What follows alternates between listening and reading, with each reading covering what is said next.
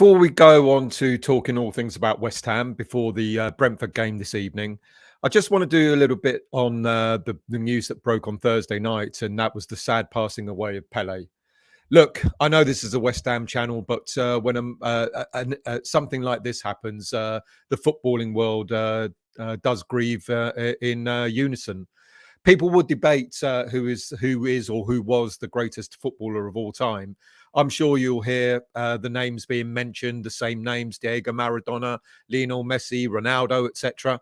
But for me, the greatest of all time was Edson Arantes dos Nascimento, or Pele, as we all grew to know and love him. The way he played the game was graceful, elegant, and was way ahead of its time.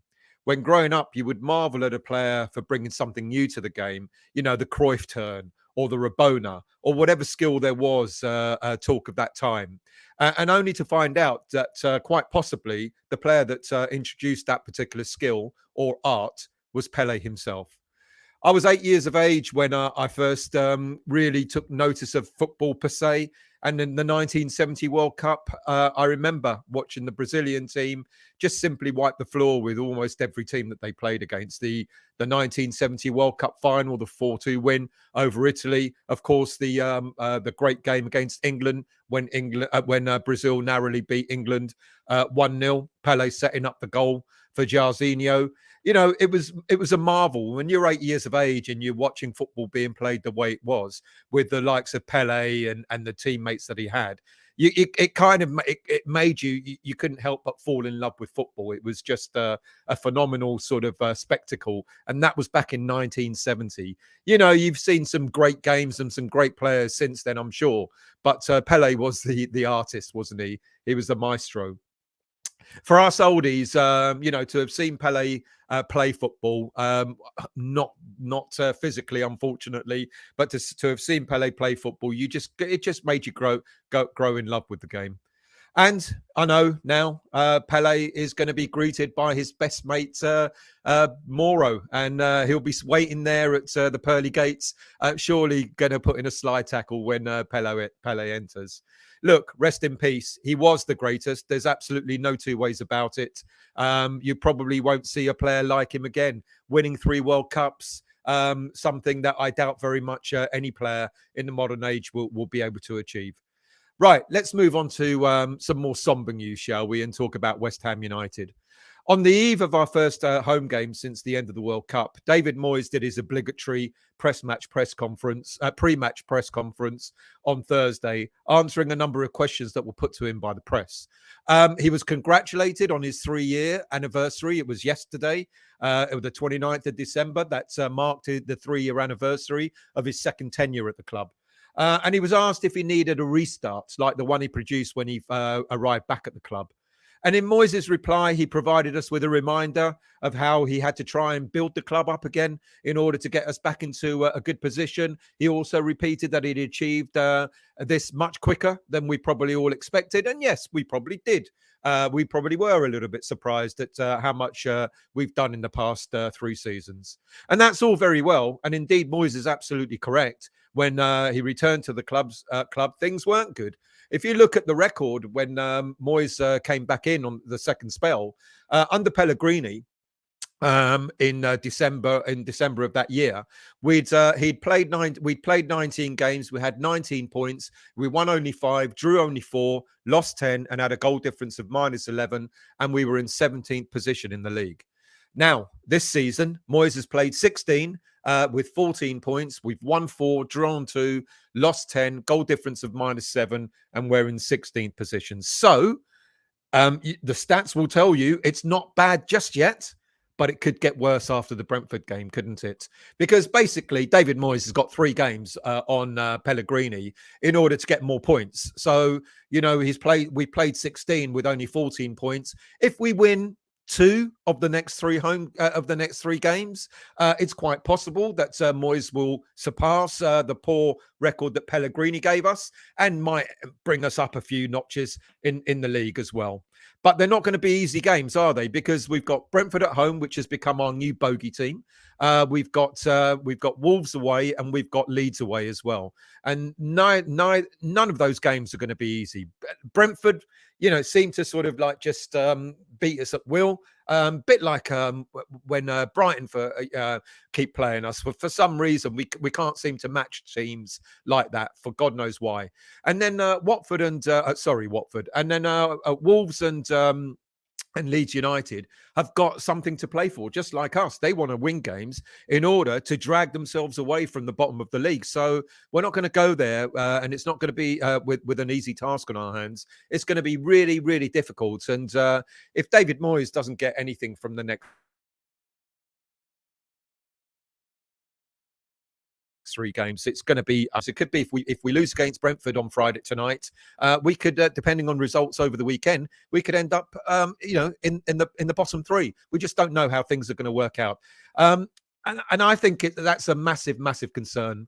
Look, can Moyes do it? Well, not if it continues to put the same team out with the same tactics that he's adopted in the league, so far. It's worked in the past, but it's just not working at the moment. It clearly, everyone's been saying it. It's no rocket science that something different needs to be made in whether it be the lineup, whether it be the formation, whether it be both, the tactics, etc. We need to see something different in the game against Brentford. Is Moyes and the team capable? Well, the team is definitely capable of improving their form on the pitch. There are a number of players who just really haven't been doing it on the pitch so far this season. It's really a question of whether David Moyes is going to unleash the team to attack against Brentford tonight. Look, the season so far, David Moyes was asked about what he thought, how the season's gone, and he replied a bit more down about, bringing in players, having to bed them in, etc.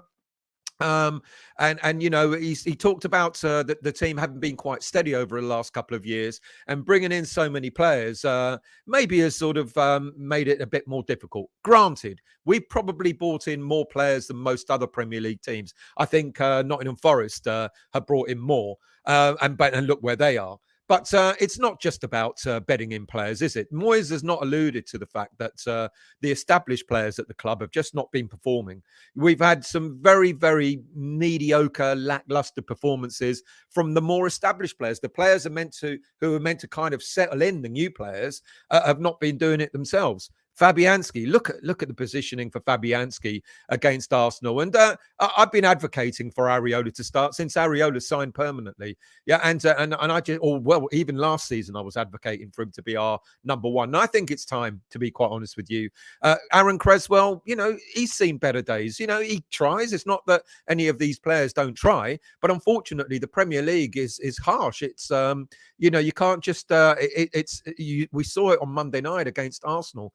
When younger players are playing against older players, they're gonna skin them. And Cresswell had a really hard time. He's had a bit of a hard time over the last season and a half or so. I still like Cresswell, but maybe not as a starter. Craig Dawson, we know his head's elsewhere. He wants to move up north. He's probably been our better defender when he's been fit, but yeah, even he has not been performing as well as we know he can. Soufal, Soucek, Antonio, all of these players should, in all honesty, having brought in so many players in the summer transfer window, should probably be more backup on the subs bench than starters. Then on top of that, we can with players not only playing well, but we can also list Johnson, Emerson, Kehrer, Bowen, Rice, Scamacca. None of them are up to the level that we believe that they should be capable of achieving. When you've got so many players who are either not who are either not at their best, it's a big burden. It's a massive burden for the team to carry. You might just get away with one player being under par. But when you've got quite a number, almost the whole team being under par, then there's just no way, and I think that's why it needs a little bit of a change tonight. We need some fresh impetus. We need, for example, Flynn Downs to come in to have a bit of bite in the midfield. Pablo Fornals was scoring goals. quite decently, and I don't know what he needs to do to warrant a starting berth in the first 11. And Areola, as I said, just even a couple of changes might make a bit of difference to the attitude, to the mindset of the team going into the game against Brentford. David Moyes was also asked about the crowd, the capacity at West Ham. Apparently, now this was a shock to me, we've got the fourth highest attendance in world football. Really? Okay. Well, there was a survey done, and apparently that's what it is. And Moyes was asked about how important the home crowd is. Moyes replied that the home crowd is vital, and that we've had some incredible nights at the London Stadium, and we have. You know, the Europa League last season, some of the games under the lights were absolutely amazing. The atmosphere was just electric. However, what worries me is if the team does not put in a performance against Brentford tonight at home, the crowd that can get behind you can easily turn against you as well. And I think that's the biggest thing that worries me. If we don't put a performance, look, we need a win. We need the points, and they're the most vital. Even if we have to win dirty, then let's win dirty and negative tactics just to get those 3 points. I think it's vital to get them. What I prefer, obviously, is a very good performance as well as the 3 points. And my fear is if we don't win and we don't put in a good performance, then that 60-odd thousand capacity crowd, from being a crowd that can get behind you, can also turn against you. And that's the biggest fear I have in the game against Brentford tonight. If the crowd turn against us, I don't know how that's going to be, how well that's going to go down with the board, etc. Everyone's talking about this could be David Moyes' last game. I just don't know at the moment. And I think we need to see how the team perform. But he could be very, very close to it. And he was asked about upcoming fixtures and the importance of the next few games in the league. And Moyes replied that all games are crucial, that every game in the Premier League really matters. He talked about how every team is fighting for something in the Premier League, whether it be fighting for European places, whether it be to win the league, whether it be fighting relegation, etc., getting off the bottom of the table, etc. And thankfully, this time round, he didn't mention what fight we're in, because we are certainly in a relegation scrap at the moment. Relegation then, he was asked, the next question was about that. The reporter was trying to be really careful at how he worded his question, where he quoted Declan Rice rather than David Moyes when it came to relegation. He said, Declan Rice said he didn't think we were in a relegation battle. And the reporter, again, didn't directly ask whether West Ham were in a relegation fight, but he did ask Moyes whether he thought 9 or 10 teams were in a relegation battle. That includes us, doesn't it? Moyes' response was that there was no enjoyment to being in the position that we find ourselves in. He acknowledged it by saying that we have to win games to get out of our predicament, but he didn't say that we were in a relegation battle. The next question was quite brave in the press conference on Thursday.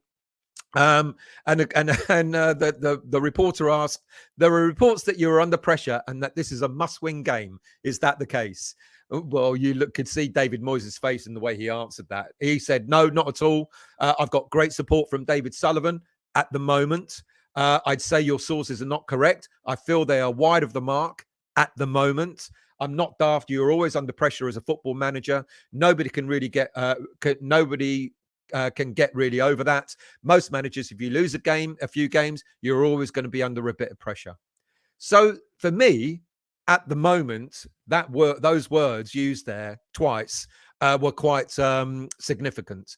The reply suggested to me that it would have been of no surprise if conversations about our current predicaments were already held between Moyes and the board, or Sullivan, or whichever number of people on the board.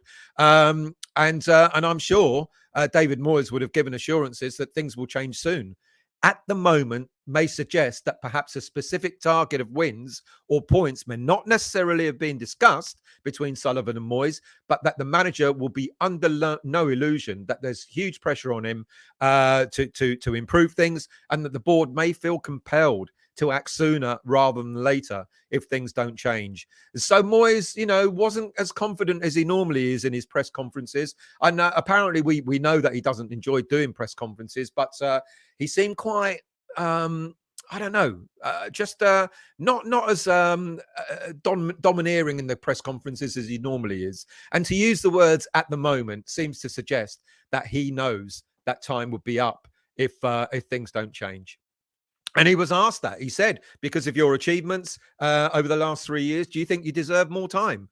Moyes replied was that it was for other people to determine whether he should be afforded more time in the job or not. He repeated again how good things have been in the past few seasons, and he was disappointed where we're at the moment, etc. But he's working hard to improve things.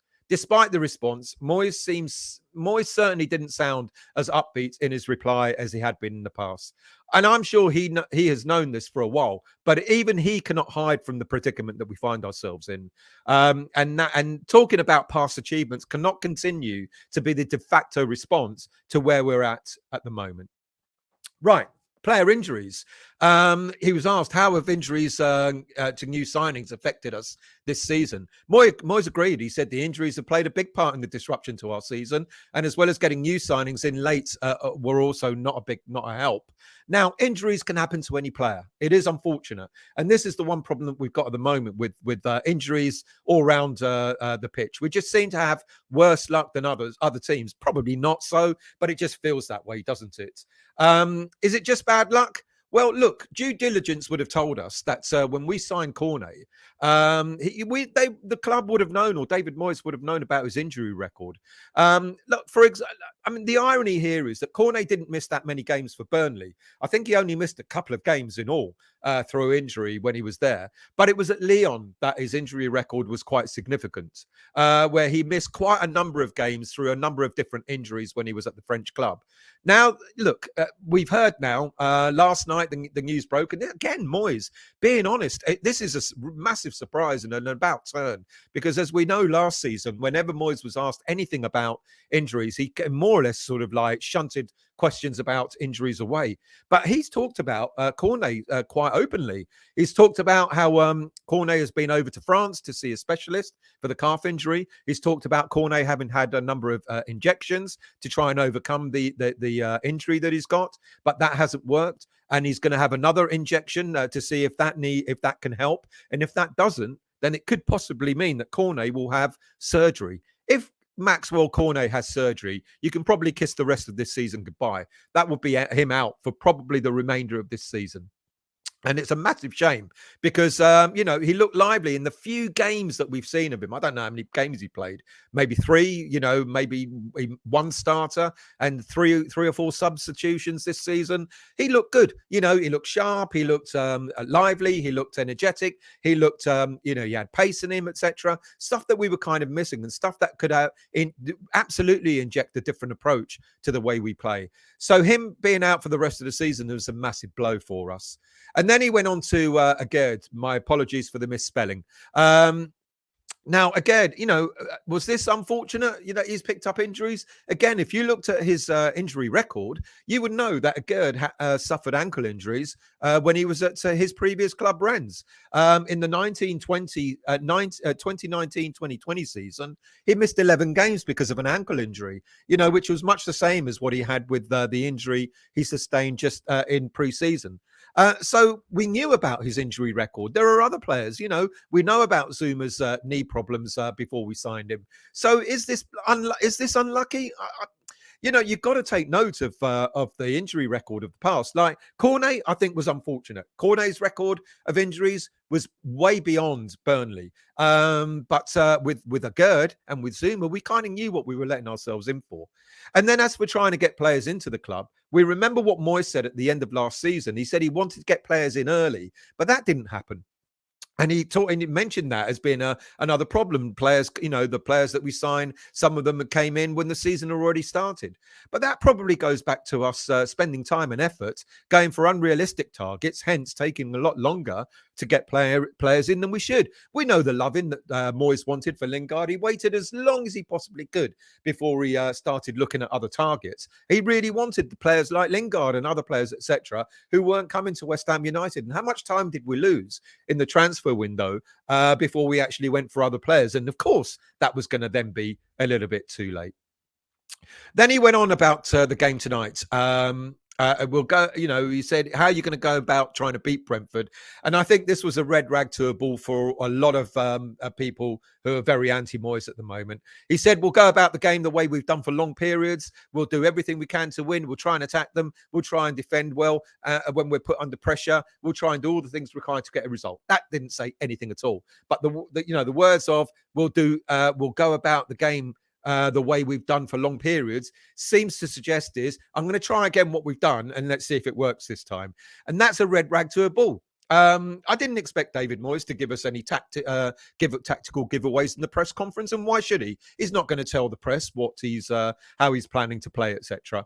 But to say that we're going to go about the game in the way that we've done for long periods suggested to me that Moyes doesn't have an alternative plan, but is going to keep trying what he's already doing. And if that's the case, he's made it a lot easier for his critics to be critical of him and his approach. And then he was asked, "Are you looking to strengthen the January window? Would your transfer plans change if anyone left, etc.?" Now, double-edged sword, this wasn't it? The question: would you make any transfer plans if anyone left? Now, when that question was asked, I was thinking Craig Dawson. And then I thought it ain't about Craig Dawson because another question came up later on, which I'll get to.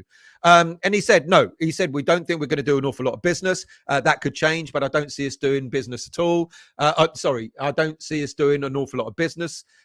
If players left, we'd look to replace them, but at the moment I've got no indication of that, so we'll see how it goes. And as we know, there are one or two players that may leave in January, not probably a lot of the players that people have talked about in terms of, this is their last season of the last 6 months of their contracts, but there are some specific players that could possibly leave in January. Craig Dawson, as we know, he's looking to move back up north.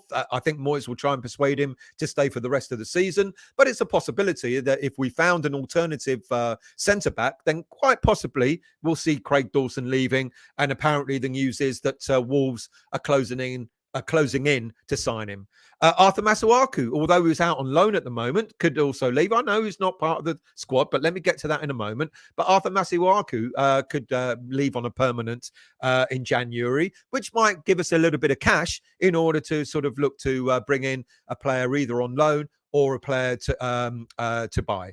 Now, we've heard that Masuaku was not in favour at Beşiktaş, the Turkish club, but he was back in action over the last few games. He actually won. He played and scored the winner in a game the other night. And it's either possible that Beşiktaş would sign him permanently, or there is rumour that he could go back to his original club, Olympiakos in Greece. And then, of course, so for Masuaku, it could be like getting in funds, getting in a few million in order to put that towards a player, an alternative player. And then, of course, we've got Nikola Vlasic, who's currently playing for Torino. Again, I know he's not part of the current squad, but if we get to sell Vlasic or a possible swap deal, then I can see something possibly happening there. Now, I suggested a few weeks ago that Vlasic wouldn't leave West Ham on a permanent basis in January, because that would mean that Torino would have to end up taking on his full salary. However, if a swap deal happens, and we've got an interest apparently in a couple of players in Ola Aina and Sasa Lukic, from Torino, then we could possibly see something happening. If Moyes needs to pay out a bit of money, get Vlasic off the wage bill, and bring in players like Aina, a right back, and Lukic, who's a central midfielder, then I can see something like that definitely happening without a doubt. And then the final question, and oh boy, the final question was about Declan Rice. And Moyes was asked, is there any update on Declan Rice's future? I mean, good grief. What a question to ask David Moyes. Honestly, he said there will be no chance Declan Rice leaves in this window, if that's what you're talking about. What a bold question to ask to end the press conference. And to be quite honest with you, we all know that Declan Rice is likely to leave at the end of this season. We know that. Why the press keep going on about it and wanting to actually ask David Moyes about it is beyond me. It's a bit of an insult to Moyes. It's a bit of an insult to the club. It's a distraction that we could well do without right now. How will Moyes handle the Declan situation if results continue to go against us? Well, Is this situation having an impact on the team? I asked that question the other day. Is the whole Declan Rice clouding West Ham United, and is that having an impact? I don't know. I don't know. Um, it's not the best way for Declan Rice to leave West Ham United if this is the final season for him. If we can continue to do as badly as we do. Anyway, as for the game later tonight against Brentford, I'm desperately hoping, as I said, that Moyes makes at least some personnel changes to the lineup. I really want to see several players coming in, such as Areola, as I've said. Aguerd, we don't know if Aguerd is fully fit yet. David Moyes has said he'll make a decision on Aguerd's fitness today. And it would not surprise me if Aguerd starts. Scamacca, I did a show the other day talking about Scamacca looking likely to be back. Moyes talked about him, saying he was probably close and he wasn't sure as well. But I think Scamacca and Aguerd will probably start, or certainly one of them. Maybe Scamacca up front and maybe Aguerd on the bench at the very least. I'd really like to see Fornals. I'd really like to see Downs come in. One of them at least for Souček. There are other changes I'd make, but they're far too many to talk about. The goalie, in defence, etc., etc. But something needs to change tonight, without a shadow of a doubt. We cannot go into the game with the same tactics, with the same lineup, because I think the same result will come out of it, and we could be losers in this game. Look, Brentford are no mugs. They'll score against us without a shadow of a doubt. But I'm going to be stupid and brave enough to say that we're going to scrape a 2-1 win. There you go. Glass half full all the time. Right. Thank you all for watching. Really much appreciated. If you're new to the channel, hit the like and subscribe button to let you know when I'm next on. And if you're new or not new, please hit the like button as well because that helps the channel. Thank you all for watching, and I'll see you all very soon.